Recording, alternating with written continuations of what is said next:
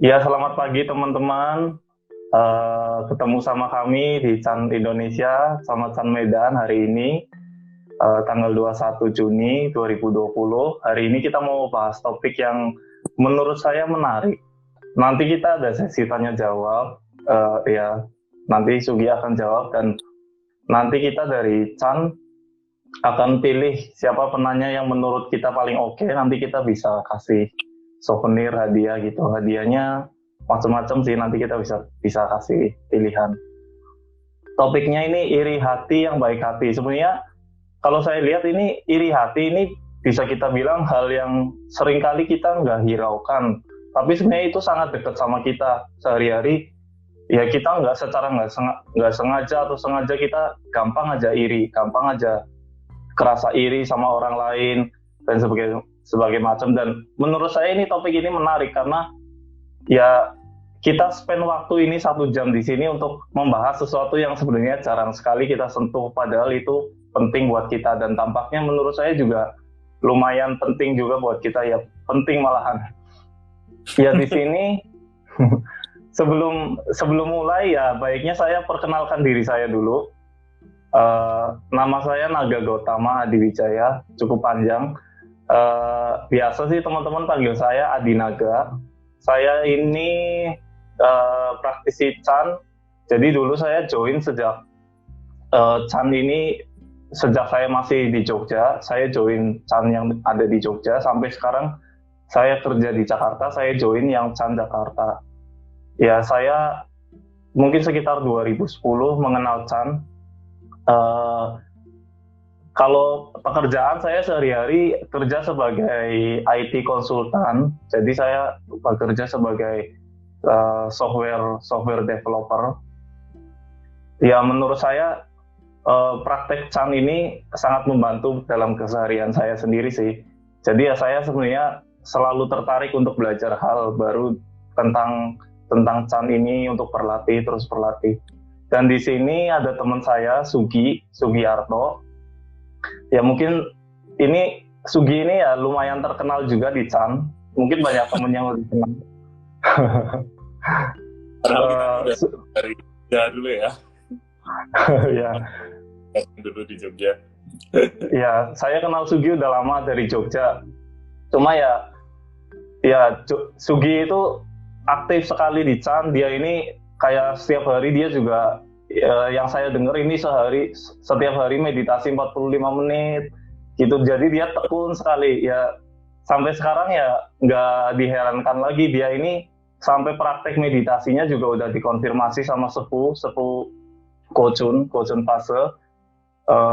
Sudah dikonfirmasi bahwa ya praktek meditasinya sudah mencapai titik tertentu yang sudah dalam. Dan ya ini menurut saya something yang membanggakan, menarik. Nah, sehari-harinya Sugi ini kerja sebagai product manager ya di salah satu perusahaan penyedia jasa dan alat-alat medis di salah satu perusahaan terbesar di Asia ya. Ya, please welcome Sugi. Ini narasumber kita menarik dan topik kita juga menarik. Thank you Naga. Ya mungkin ada orang yang dia nggak memperkenalkan diri, satu sisinya juga Naga ini papahnya juga ahli kungfu legendaris di Tegal ya gitu ya. Iya.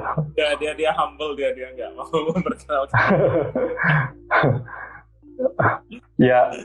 Ya itu perkenalan dari kami.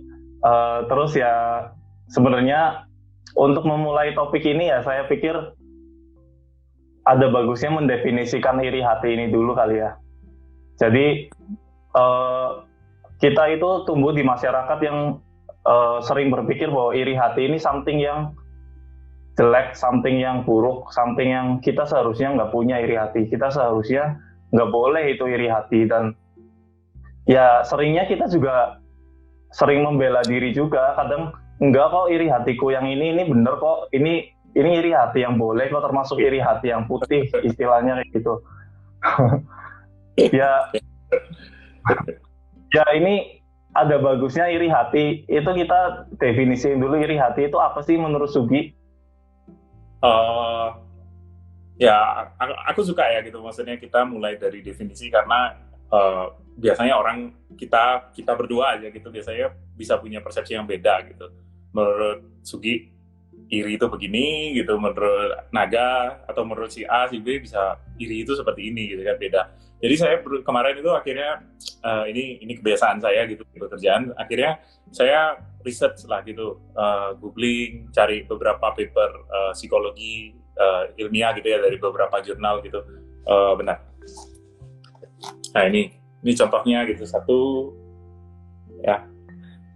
Ini dia membahas mengecek tulisan tentang ya tulisan semua, memang paper ilmiah tuh tulisannya ke flip kayak gitu, jadinya kebalik malahan tulisannya. Oh gitu, oke. Ya oke, saya bacain aja. Ini dia mengecek tentang rasa malu, rasa bersalah, rasa iri, dan juga Freud dan Freud itu nanti kita ngobrol sampai sana deh. Terus lain misalnya saya contoh, nah ini misalnya dia membahas tentang iri hati dari dua jenisnya gitu. Ada satu yang bahasa Inggrisnya benign, ada yang satu lagi malicious gitu dia sebutnya. Oke. Satu lagi yang menarik itu adalah yang ini. Nah, yang ini dia membahas iri hati dan ini dari Tilburg University gitu. Dia membahas iri hati dan kekaguman gitu, admirations gitu, kagum. Kita mungkin kalau saya ngelihat Cristiano Ronaldo gitu atau Kobe Bryant gitu, lihat Michael Jordan, Kobe Bryant, kita punya rasa ini jagoan benar gitu, itu admirations kita bilang. Semacam aspirasi gitu ya, terinspirasi gitu ya. Gitu kan melihatnya, dan mungkin ya dia mendorong sampai menjadi suatu inspirasi gitu kepada kita. Ya itu beberapa paper yang kemarin waktu saya research gitu, saya berusaha untuk mencari dari iri hati di sana gitu, dan mungkin beberapa hal juga gitu ya terkait dengan iri hati ini. Nah di salah satunya itu dia mendefinisikan iri hati itu begini, sebuah pengalaman yang nggak menyenangkan, terus seringkali nggak enak, painful, nggak enak lah saya bilang gitu ya, painful. Terus dia sebuah emosi nggak enak, terus dia kadang-kadang tidak nyaman, terus nah dia punya ciri-ciri gitu, ada karakteristiknya, ada ciri-cirinya. Nah ciri-cirinya adalah satu, dia biasanya ada ciri-ciri rendah diri gitu ya, gitu. Terus ada sifat memusuhi, jadi iri sama Naga gitu, Sugi jadi punya rasa ini musuh gua gitu. Iya. Terus enggak musuh ya, peace. Enggak. Terus yang ketiga juga kadang ada rasa jengkel, sebel gitu. Nah ini ciri-cirinya. Nah tapi kalau dari ciri-ciri tersebut mereka juga menyimpulkan bahwa penyebabnya itu adalah bukan penyebab, triggernya adalah ketika kita melihat sesuatu di orang atau sekelompok orang tersebut yang kita inginkan. Nah misalnya saya lihat Naga gitu, jagoan kungfu gitu misalnya, saya ingin untuk jago kungfu gitu. Nah itu terus bisa timbul iri gitu, saya ngerasa rendah diri, terus saya bisa jadi timbul iri. Nah dengan kata lain saya bisa definisikannya secara sederhana begini, karena pengalaman tidak menyenangkan, rasanya susah gitu ya, susah lihat orang senang artinya beruntung atau punya atribut, kita bilang gitu ya, atribut tertentu yang inginkan gitu. Jadi susah lihat orang senang.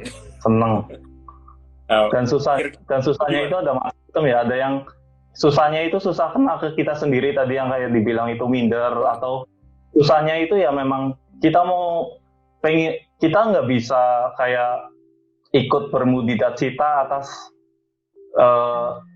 ya mungkin itu sebenarnya kan buat orang lain itu kan hal yang menyenangkan, cuma kita itu mau melihat itu sebagai sesuatu yang harusnya kita ikut happy aja, kita lihatnya buat kita itu hal yang nggak enak malahan. Ya namanya iri ya.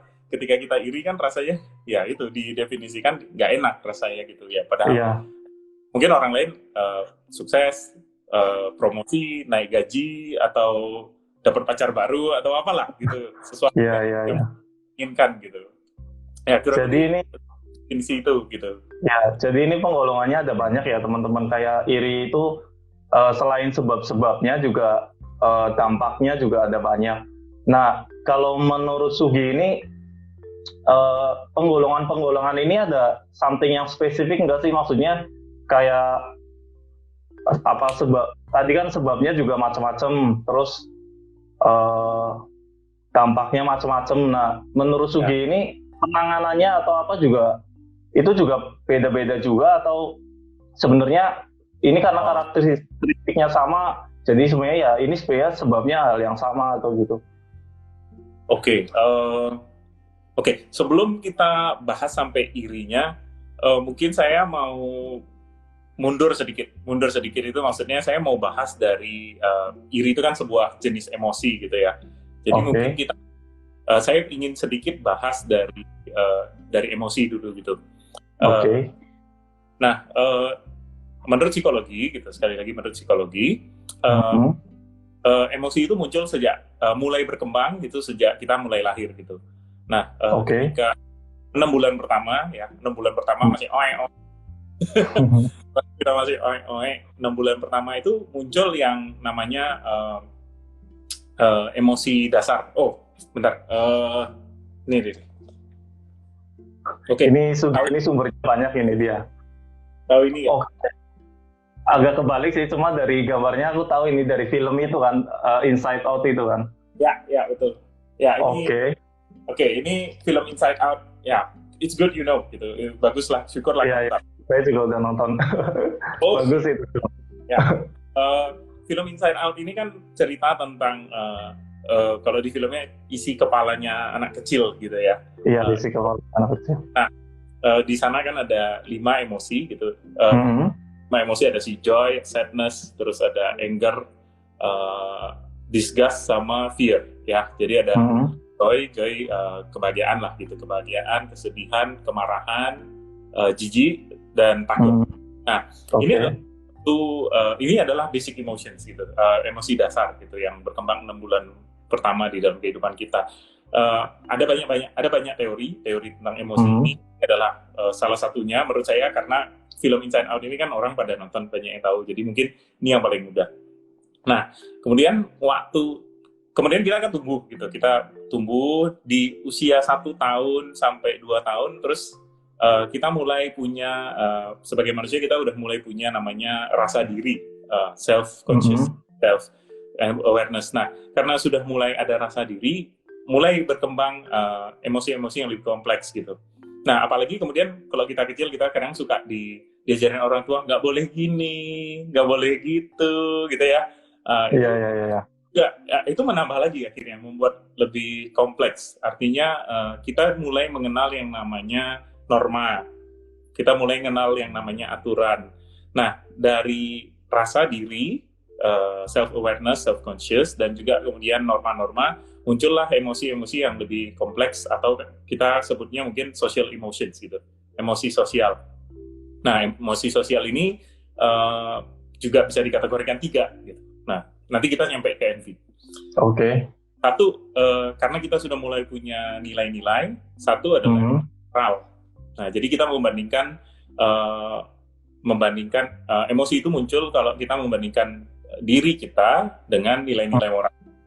Yang kedua adalah yang namanya self-conscious awareness. Nah, self-conscious awareness ini adalah muncul kalau kita membandingkan diri kita terhadap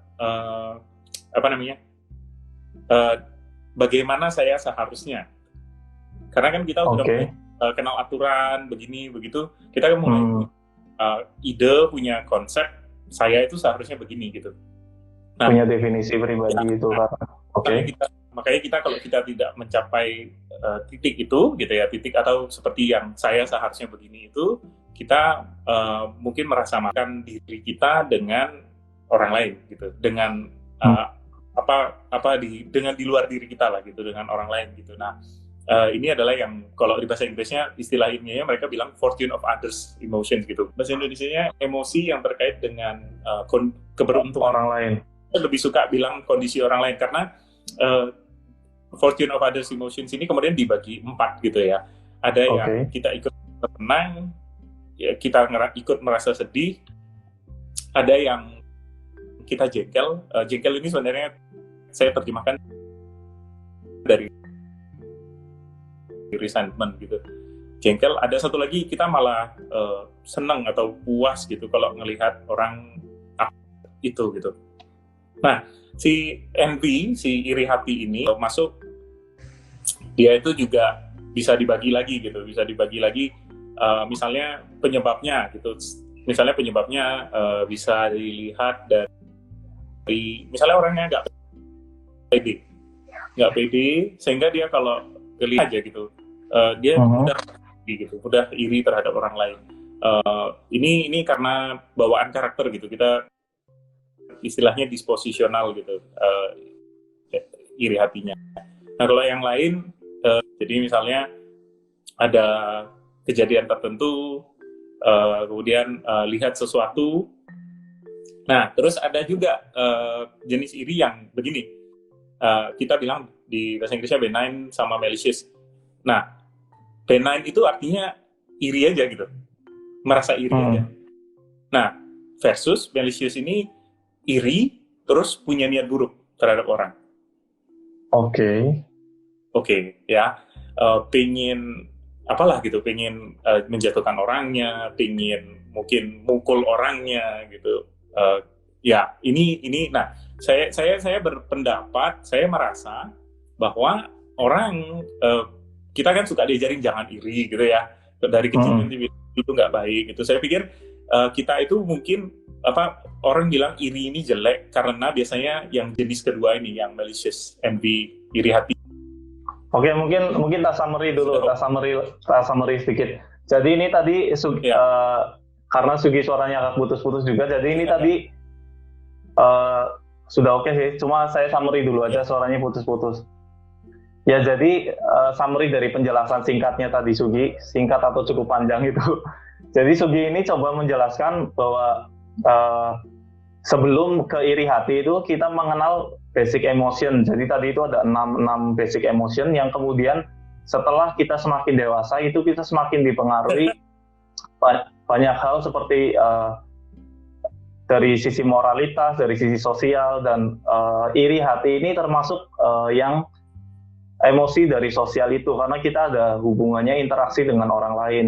Dan iri hati ini sendiri pun ada banyak macam lagi, kayak tadi itu Sugi ada klasifikasinya gampang minder atau apa, jadi lihat orang itu iri, lihat orang gampang iri, atau satunya lagi itu karena dia itu periodik, jadi dia sifatnya dia itu sebenarnya nggak iri, cuma dia begitu lihat misal teman punya mobil baru irinya muncul, terus teman punya handphone baru irinya muncul, seperti itu ya Sugi?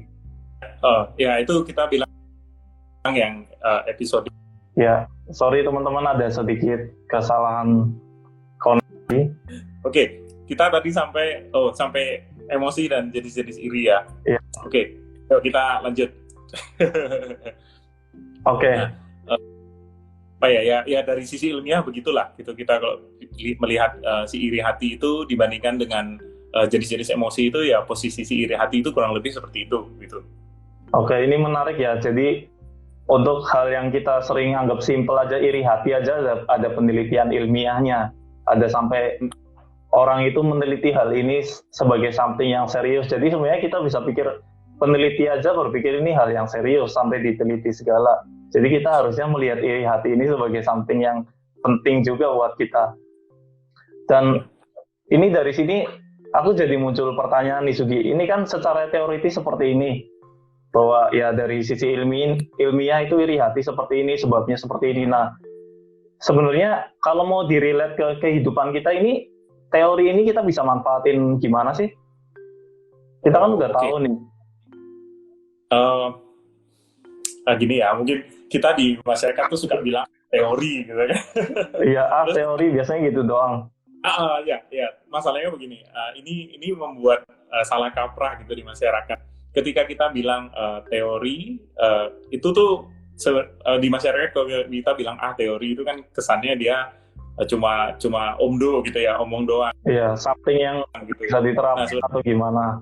Di dunia akademis, di dunia sains, ketika kita studi gitu ya, iya sebenarnya adalah hasil pengamatan terhadap suatu fenomena di kejadian sehari-hari gitu. Misalnya kalau kita melakukan penelitian kita kan mengobservasi gitu. Misalnya kita lihat ini orang gitu ya, kita tadi ngobrol, oh dia ada karakteristiknya rendah diri, memusuhi, kemudian jengkel. Itu kan hasil dari observasi. Ketika orang merasa iri, studi ilmiah itu berdasarkan pada observasi pada kehidupan sehari-hari. Artinya dia sebenarnya sangat terkait dengan kehidupan sehari-hari. Nah, kita bisa tahu bahwa ciri-ciri ini loh, saya iri ini mungkin penyebabnya karena yang jenis ini. Ini adalah iri hati.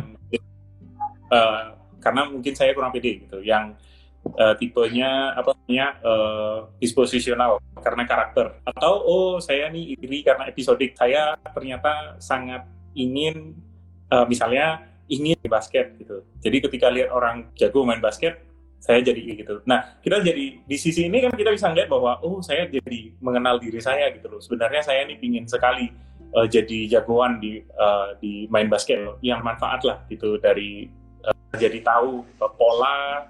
Ketika kita mengalami emosi iri, kita jadi kita relate gimana bisa antara studi dan saya kasih ulang sedikit dari apa yang Sugi tadi saya berusaha dengar juga.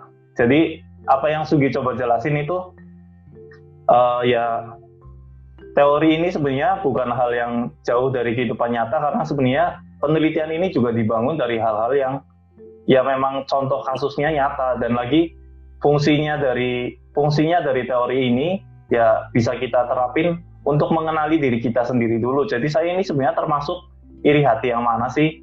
Jadi kalau kita udah kenal iri hati yang mana, kita bisa introspeksi diri lagi untuk tahu, oh berarti kalau iri hati yang ini tuh kita sebabnya itu ini. Oke, sekarang berarti kan kita udah tahu nih, udah mengenali nih. Terus kita kan tetap nih ngerasa iri. Nah ini saya pengen Sugi sharing ini. Sugi kan juga pasti sudah banyak berurusan dengan iri hati ini. Nah, kita seringnya kalau kita ngerasa iri hati itu ya gimana ya tetap susah, walaupun kita udah kenal, udah tahu sebabnya, udah tahu jenisnya, kita tetap ngerasa iri hati ini susah dilepas. Nah itu menurut Sugi itu, pengalaman pribadi Sugi itu gimana sih cara nanganin iri hati ini? Oke, saya pikir begini. Kalau saya ingat ke depan gitu ya, saya mungkin sedikit soal kalau kita iri karena kita suka nggak mau ngaku kita iri, atau kita bahkan mungkin kadang nggak bisa nerima bahwa diri kita itu mengalami emosi iri gitu, karena kita punya penilaian bahwa iri hati itu sesuatu yang buruk gitu. Kita sudah tahu penilaian seperti itu gitu. Nah, saya menemukan gitu di pribadi saya bahwa menyangka atau menolak diri sendiri sedang mengalami iri hati itu cuma bikin berkepanjangan gitu. Nggak berguna gitu. Dia cuma bikin kita berkepanjangan dan jadi semakin kompleks gitu. Akhirnya disertai penyangkalan atau disertai rasa bersalah gitu, malah dia semakin kompleks gitu. Jadi simply terima aja lah gitu, sadar gitu bahwa sangat manusiawi gitu. Saya ini ada yang nanya gitu, kenal gitu ya, praktisi Chan juga gitu, orangnya sukses sekali dari kehidupan pribadinya dan sebagainya, dia sukses sekali gitu. Nah, waktu awal saya kenal, terus saya sempat main gitu ke tempat tinggalnya, ke rumahnya. Waktu itu saya habis nih rumah orangnya gitu, terus muncullah iri hati. Nah, kita bisa lihat ya ada atributnya, kesuksesan, terus mungkin kekayaan gitu, dan aduh jadi iri gitu kan. Nah, tapi seiring waktu saya semakin orangnya, saya jadi tahu bahwa dulu dia kuliah ambilnya 2, terus dia sempat kerja macam-macam gitu, sempat jadi wartawan di Timur Timur, daerah konflik gitu ya. Terus dia juga sempat kerja di radio dan sebagainya, ragam. Saya lihat ya perjalanan karirnya tuh sangat panjang, beragam. Kalau saya pikir sekarang jadi kaya akan pengalaman gitu, sehingga punya daya juang, punya semangat gitu, mampu gitu untuk menghadapi kesulitan-kesulitan gitu ya. Nah, ketika nggak iri ya gitu ya. Yang tadinya mau iri jadi nggak iri. Ya, maksudnya kalau kita memposisikan diri gitu di orang tersebut gitu ya, kita kerja keras gitu entah di karir kita atau di usaha kita, terus dan kerja udah mati-matian lah gitu. Lah kita kan maunya berhasil toh gitu. Kita kan inginnya berhasil gitu. Kita nggak mungkin inginnya gagal gitu ya. Saya pikir, nah itu yang benar-benar menurut saya merubah cara pandang saya gitu. Jadi keberhasilan, kesuksesan atau atribut yang baik gitu dari orang gitu ya. Saya selalu berdoa apa yang sudah dilalui orang ini gitu untuk mencapai di titik ini dia. Nah, saya pikir itu salah satu yang membekas di perjalanan latihan saya gitu selama 10-11 tahun terakhir gitu ya. Itu satu gitu. Ya, tapi kalau untuk bilang begitu, untuk bisa punya observasi, kesadaran seperti itu ya kita harus punya modal mindfulness gitu. Karena orang iri hati itu kan ketika kita ngerasa iri itu kan kayak kena banjir bandang. Begitu. Ya. Tiba-tiba aja. Udah langsung terseret gitu. Kayak banjir bandang gitu. Langsung terseret tuh udah wah ke bawah ke mana gitu. Jadi waktu kita terseret waktu kita terseret biasanya kita udah nggak sadar gitu. Kita bahkan tahu bahwa kita terseret gitu. Ketika kita terseret arus, terus pada saat kita saya lagi terseret loh gitu. Itu kan sama sebenarnya itu sama seperti kita bilang ya, saya lagi iri, lagi merasa iri. Nah, itu sungguh pengalaman yang membebaskan gitu. Artinya pengalaman yang wah saya punya pilihan gitu. Saya punya terus terseret atau kalau misalnya analoginya adalah terseret itu. Tadi sampai terakhir yang saya dengar itu ya perumpamaan tentang banjir ini, terus kita tahunya keseret aja. Tahu-tahu kita ya kayak sedang ngalamin banjir, terus kita ngalamin iri hati itu ya kita tiba-tiba banjir datang, tiba-tiba kita keseret arus, tahu-tahu kita iri. Beberapa malah nggak sadar kalau kita itu iri. Ya seperti itu. Ya. Kalau kita nggak sadar itu kan kayak kita terseret arusnya gitu. Atau kan nyangkal, tadi kan kita bilang enggak, gue nggak iri gitu. Ini iri yang nggak apa-apa nih, ini iri yang benar gitu kan. Itu kayak kita berenang ngelawan arus gitu kan. Iri tapi kita nyangkal gitu kan, kita ngelawan gitu. Atau ketika kita sadar gitu, oh ya saya lagi iri, ini gak gerak lagi. Ya jadi saya di sini saya suka cara Sugi itu switch dari kita yang sebagai orang awam itu sering berpikir iri hati ini something yang jelek, something yang harus dijauhin, something yang ya harus dibuang segala macam dengan kita berpikir iri hati ini something yang negatif. Tapi malah Sugi itu lebih memilih lihat iri hati ini sesuatu yang normal loh, sesuatu yang wajar loh. Jadinya ya paling enggak dengan cara berpikir seperti itu kita ngurangin emosi-emosi negatif yang muncul gara-gara kita ngalamin iri hati. Terus tadi Sugi sempat ada bahas juga, ya dia mencontohkan, dia melihat keberhasilan dari seorang teman Chan juga, teman Chan ini begitu berhasil. Nah seringkali kita lihat keberhasilan itunya doang, tanpa kita tahu perjalanan kehidupannya. Jadi di sini Sugi menekankan juga bahwa ya kita penting bahwa kita merubah persepsi kita melihat hal itu lebih luas. Jadinya kita yang tadinya kita cuma mau sekedar iri karena lihat hasilnya bagus, ya kita karena tahu. Jadi praktek mengubah persepsi ini juga bagus karena bisa membuat kita melihat iri hati ini ya sebagai something yang mungkin nggak tepat karena kita tahunya cuma sebagian doang.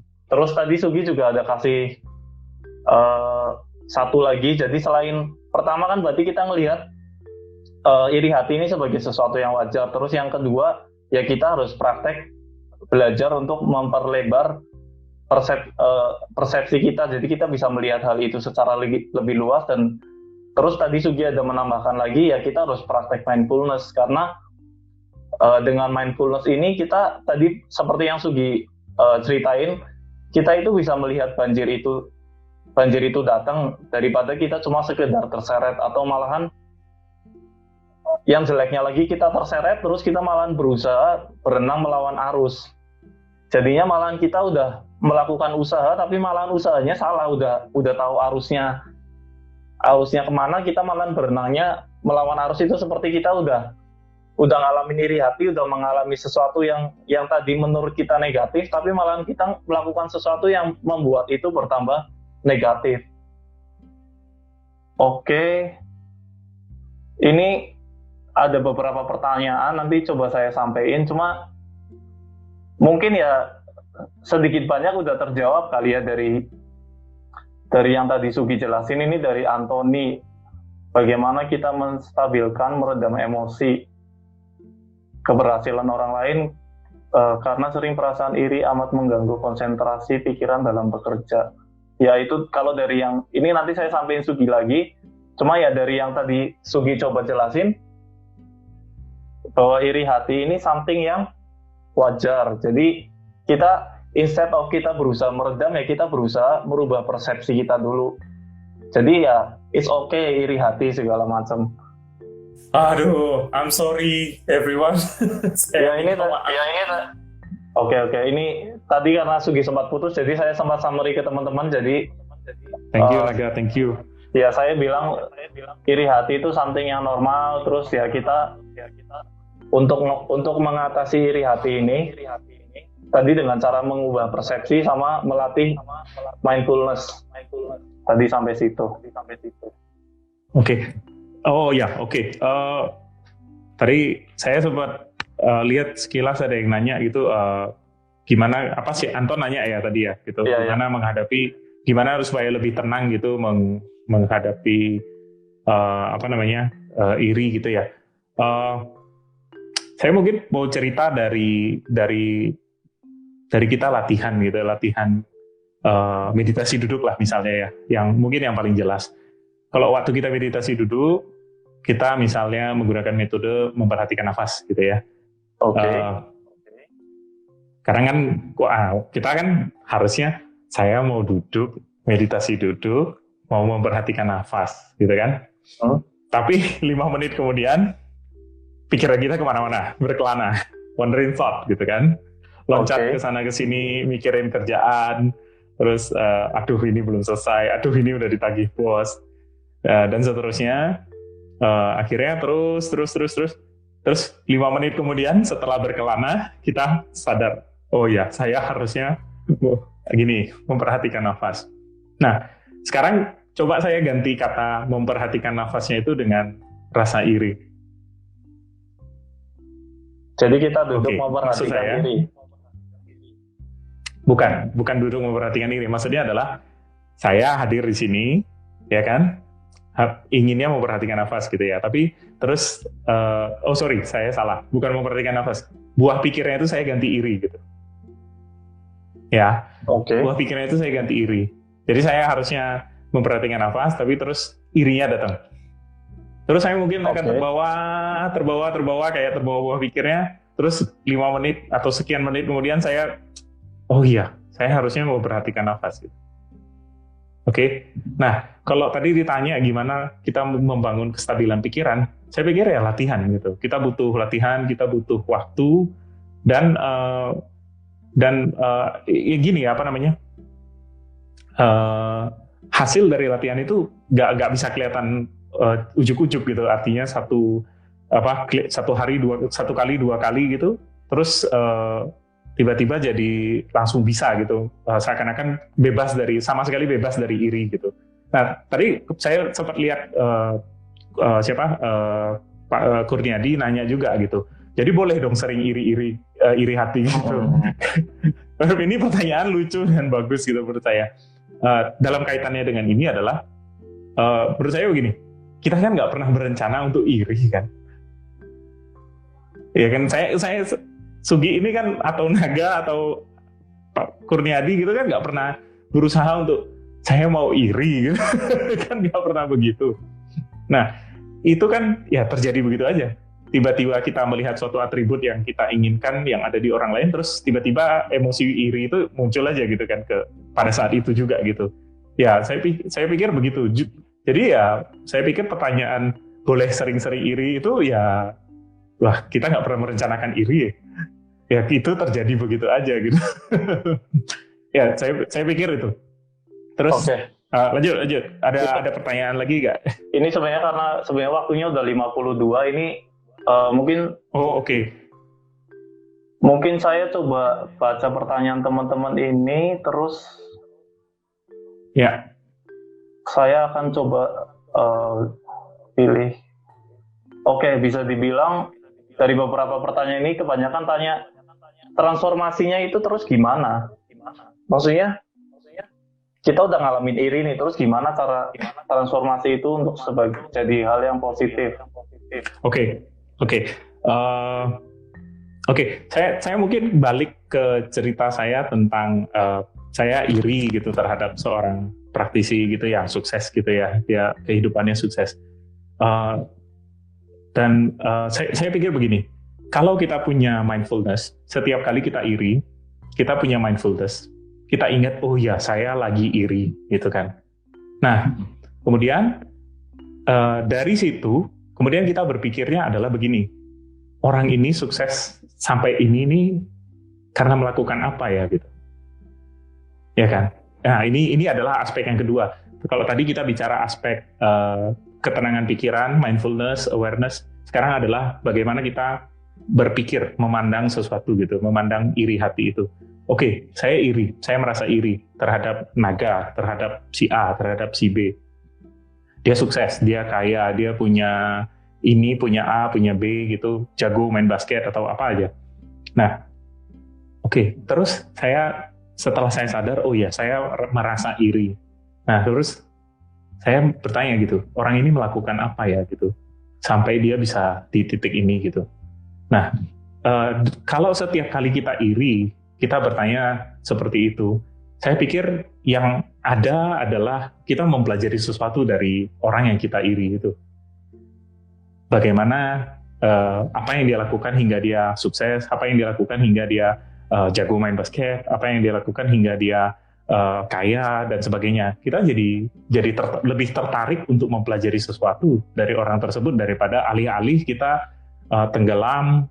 Terus apalagi kalau nanti jadi itu yang tipe yang iri hati yang punya niat buruk itu.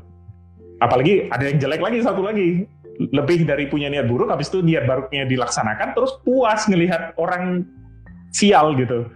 Wah, udah iri itu susah lihat orang seneng gitu, terus jadinya lama-lama jadi seneng lihat orang susah gitu. Wah, itu jelek bener gitu. Jangan sampai begitu gitu. Tapi alih-alih manfaatkan iri ini untuk belajar sesuatu gitu dari orang yang kita iriin gitu. Oh, aku iri sama si A. Nah, si A ini melakukan apa sih gitu terhadap di dalam hidupnya sehingga dia bisa sukses atau bisa jagoan atau bisa apalah atribut yang kita iri dari orang tersebut gitu.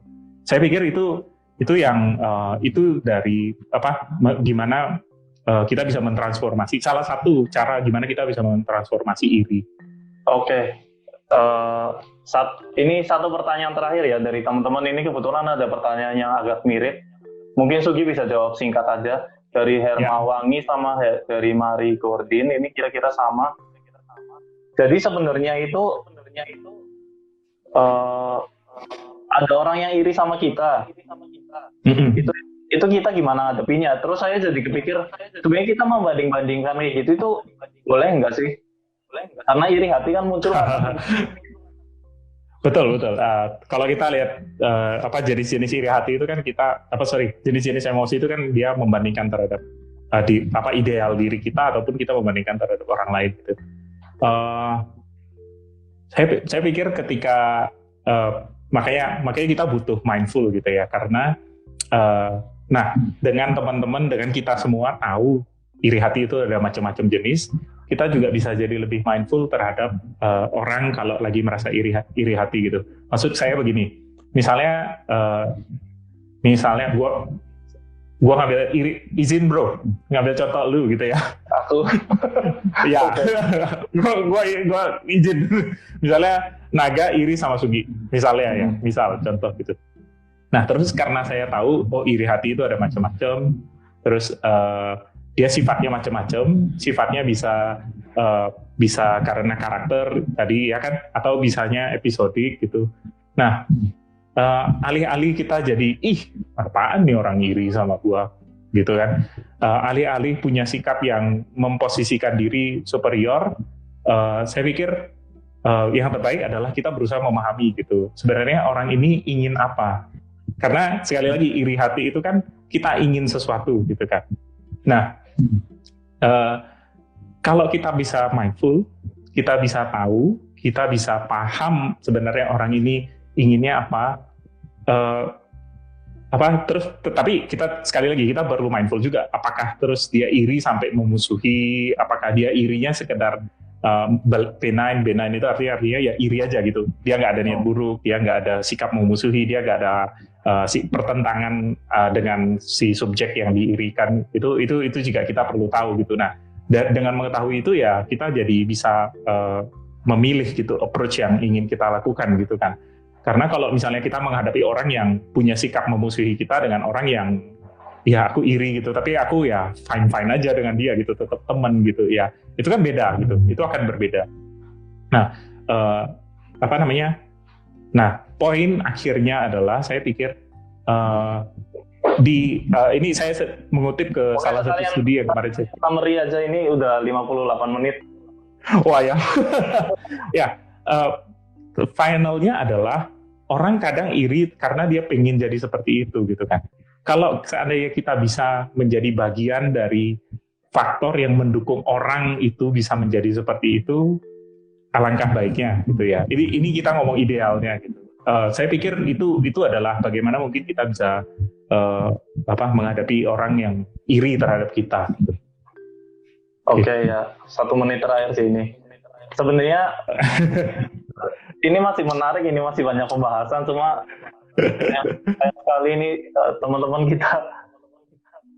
kita sepertinya udah harus tutup ya. Sebagai penutup ya, saya mau, tadi summary-nya kurang lebih udah banyak ya, cuma saya mau nambahin bahwa ya kita cara menghadapi iri hati ini ya kita coba lihat sebagai sesuatu yang normal, dan dengan praktek kita ya coba gunain iri hati ini sebagai something yang kita sudah transform. Ya mungkin itu sih, ini tinggal 10 detik terakhir ya, saya ucapin buat teman-teman yang thank you Naga, thank you teman-teman Chan Medan, teman-teman semua yang udah hadir hari ini juga thank you.